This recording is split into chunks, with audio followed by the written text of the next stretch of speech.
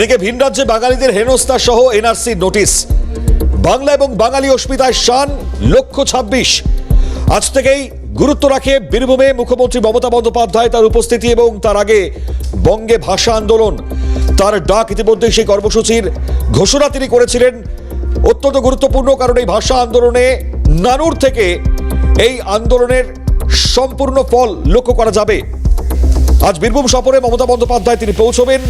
আগামীকাল অত্যন্ত গুরুত্ব রাখবে, কারণ বাংলা বাঙালির অস্মিতা লড়াইয়ের ক্ষেত্রে ভাষা আন্দোলনের যে সূচনা, বীরভূমের নানুর, সেখানে ভাষা আন্দোলন কর্মসূচি। আগামীকাল বোলপুরে মিছিল করবেন মমতা বন্দ্যোপাধ্যায়। উত্তর থেকে দক্ষিণ বাংলার সর্বত্রই প্রতিবাদ কর্মসূচি, আর এই প্রতিবাদ কর্মসূচি তার দিকে দিকে ইতিমধ্যে শুরু হয়ে গিয়েছে।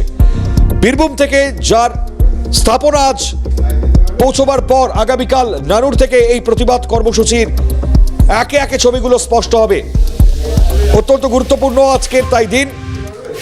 একদিকে দাঁড়িয়ে বীরভূম থেকে কি বার্তা থাকবে, এবং একই সঙ্গে দাঁড়িয়ে যে আন্দোলন চলবে, সেই আন্দোলন শাসক দল তৃণমূল কংগ্রেসের তরফ থেকে শুধুমাত্র নির্দিষ্ট জায়গায় নয়, জেলায় জেলায় ছড়িয়ে পড়বে। এবং একই সঙ্গে আপনারা জানেন যে অগাস্ট থেকে শনি এবং রবিবার গান্ধী মূর্তির পাদদেশে তৃণমূলের ধর্ণা, সেই কর্মসূচি চালাবার জন্য তৃণমূল সুপ্রিমো তথা মুখ্যমন্ত্রী মমতা বন্দ্যোপাধ্যায় 21-এর মঞ্চ থেকেই স্পষ্ট ঘোষণা করেছিলেন।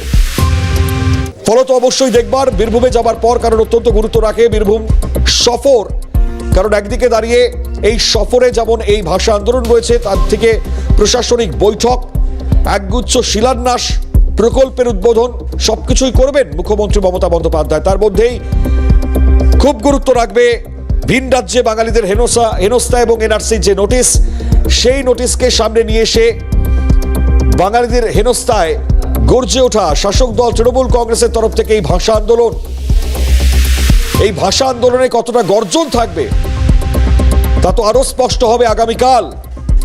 তবে স্পষ্ট করবো এই মুহূর্তে কোন কোন পদক্ষেপগুলো গুরুত্ব সহকারে নজরে রাখা হবে শাসক দল তৃণমূল কংগ্রেসের তরফ থেকে। রাজা সাহা আমাদের সঙ্গে রয়েছেন। রাজা, নির্দিষ্টভাবে জানাও যে কর্মসূচি যখন এগোবে কোন কোন বিষয়গুলো নজরে রাখা হবে। দেখো, মুখ্য বিষয় একটা, তা হলো পশ্চিমবঙ্গের মানুষ যারা বাংলায় কথা বলেন, তারা ভিন রাজ্যে কাজে গেলে সমস্যার সম্মুখীন হতে হচ্ছে। কেন? তাহলে কি বাংলা ভাষাটাকে সমস্যা বলে মনে করা হচ্ছে? তৃণমূল সুপ্রিমো মমতা বন্দ্যোপাধ্যায় তিনি আজ থেকে একেবারে ভাষা আন্দোলন শুরু করলেন। জেলায় জেলায় এই কর্মসূচি হচ্ছে। আগামীকাল এই ভাষা আন্দোলনকে সামনে রেখে একেবারে বোলপুরে বিশ্বভারতীর পাশে সেখানে কিন্তু তিনি মিছিল করবেন। প্রায় 2.5 কিলোমিটার রাস্তা তিনি হাঁটবেন এবং তারপরে কিন্তু তিনি একটি প্রতিবাদ সভা, সেই প্রতিবাদ সভায় বক্তব্য রাখবেন বলেও শোনা যাচ্ছে। একই সঙ্গে তোমাকে যেটা বলার চেষ্টা করি যে উত্তরবঙ্গের ক্ষেত্রে সীমান্ত ঘেঁষা যে আসাম ঘেঁষা যে এলাকাগুলি রয়েছে, অর্থাৎ কোচবিহার, আলিপুরদুয়ার, সেখানেও কিন্তু বড় বড় কর্মসূচি নেওয়া হচ্ছে। মালদা, মুর্শিদাবাদ, নদিয়া জেলার পরিযায়ী শ্রমিক তারা একাধিক জায়গায় গিয়ে যেভাবে আটকে থাকার অভিযোগ উঠছে বারংবার, ফলত তা নিয়ে কিন্তু রীতিমতো সরব হয়েছেন মমতা বন্দ্যোপাধ্যায়। এবং আজ থেকে লাগাতার কিন্তু এই কর্মসূচি চলবে বলে জানানো হয়েছে।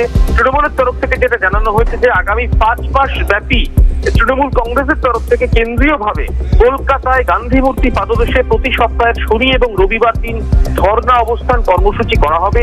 প্রত্যেক সপ্তাহে 2 দিন করে এই কর্মসূচির দায়িত্বে থাকবে বিভিন্ন শাখা সংগঠন। প্রতি সপ্তাহে কোনো না কোনো প্রথম সারির নেতৃত্ব সেখানে পৌঁছবেন।